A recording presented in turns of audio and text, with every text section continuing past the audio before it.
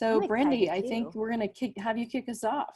Hoo-yah! Whew! Hey everybody, I'm super happy to be here. I was saying earlier that this is the most social I've been in the past month, and you know, we're all in this together, and it is so true. I just want to encourage you guys to just remember that we're all in it together and just find those little things that bring you joy. And right now this is bringing me so much joy, so thank you guys for joining.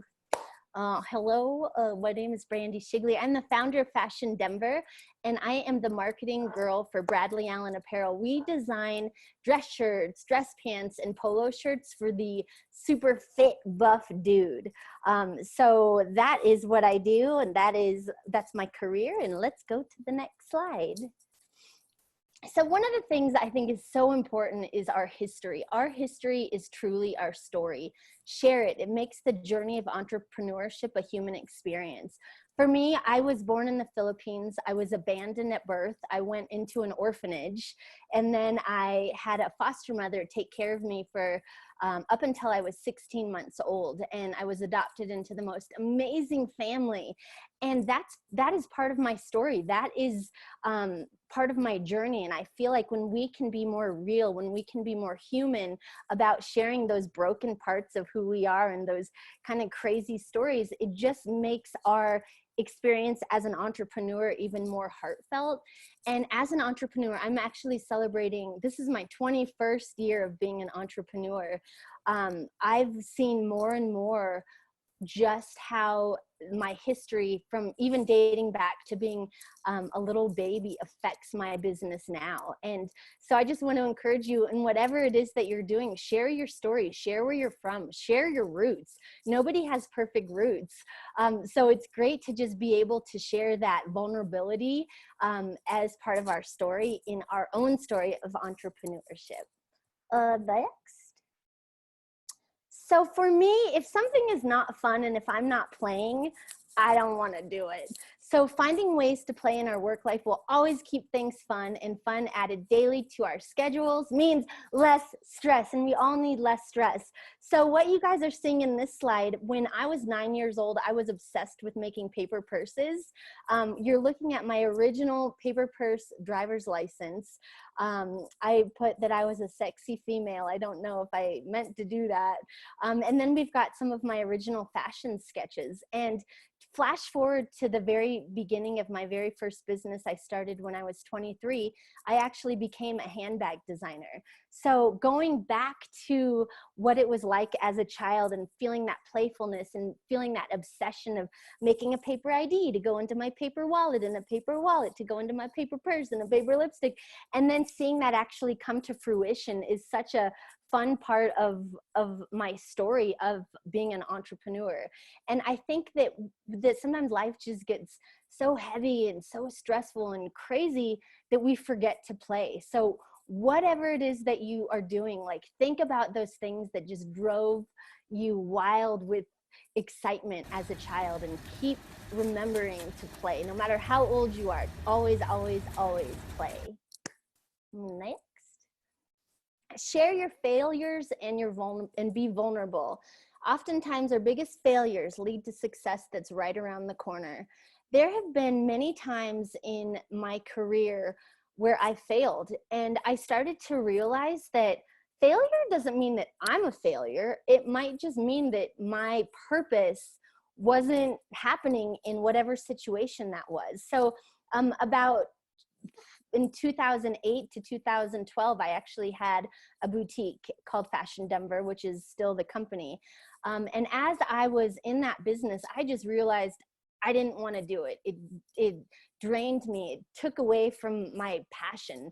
And so I ended up closing down my boutique, and I felt like such a failure. I felt like I was failing all the local designers. And I realized after, designers were like, Brandi, you inspire us to do what we love, and you need to do what you love. So what I realized was, throughout these things that didn't work out for me, it's okay, because something way more magnificent is just waiting around the corner. So don't be afraid to fail, and don't be afraid to be vulnerable. I think, again, and especially right now, it's so important for us to be vulnerable and to share what we're really going through, and to share that, like, life is not always a glittery, perfect thing. In fact, most of the time it's broken, and it feels scary, and it feels like we don't know what's going to happen. And that's what we need to share, because when more people can be real, when more people can be vulnerable, when more people can actually share the sadness and the brokenness, that's when we grow. And when we share that vulnerability and those broken things, that's when not only do we begin to heal, but we can also help heal other people. Next. Okay, find a mentor or somebody who knows more than you. This is so important. There were so many years where I'm like, I know everything. I do not need anybody to tell me what to do. And even sometimes now I still am like, don't tell me what to do. But I realized, like, after I just like soften up my mind and then like, all right, tell me, what can I do to be better, that I don't know everything. So it was definitely letting go of pride, letting go of the fact that it's okay not to be great at everything, and find those people in your life that that can teach you and that can inspire you and that can help move you along, especially in the parts where you might have no idea where you need to go next. But somebody might have an answer for you, and somebody can help direct your path. So have a mentor, because that is such an important thing to do. Next. Oh my gosh, this is such an important lesson that I've been going through, but focus on the essential and eliminate the rest. There were times where I felt like I had to do everything that comes along with having a business, every little hobby and passion that I had. I want to do it all. And what I began to realize is we only have a certain amount of hours in the day. We only have a certain amount of energy in the day. So we need to focus on the essential, and understanding what that essential is huge. Understanding what that fire is that is within your heart that drives you and makes you go, yes! That is the essential. So those things that aren't always that way for you, just bye-bye, eliminate them. Okay, and next.